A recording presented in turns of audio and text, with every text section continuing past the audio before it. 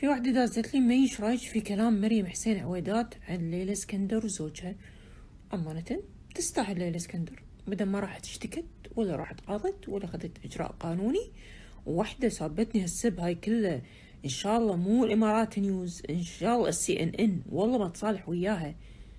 كل شيء له حد، بس أنا أرد وأقول أنا أحس بنسبة 99% و9 من 10 فيلم اتفاق بين الثنتين، لأن الثنتين ما عندهم شغل ولا عندهم نجاحات ولا عندهم دنيا شيء، واقفين واحدة 24 ساعة تصور ويا ريلها، والثانية بس تصور وتنزل، وما عندها غير يوم بعتزل، يوم مشاكلي مع زوجي في بريمان، في سجن بريمان، وما ادري شنو وانا نزلت صور بنتي بالغلط وانا رايحه اشتكي وانا ما ادري شنو.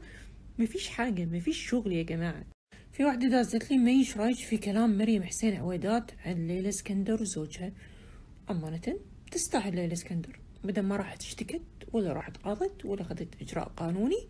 وواحدة سابتني هالسب هاي كله. إن شاء الله مو الإمارات نيوز، إن شاء الله CNN، والله ما تصالح وياها.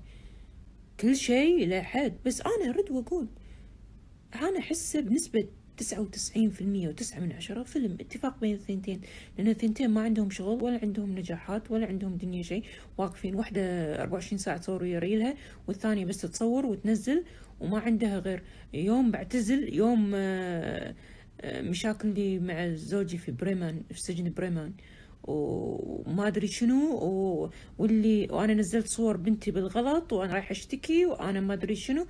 ما فيش حاجه، ما فيش شغل يا جماعه.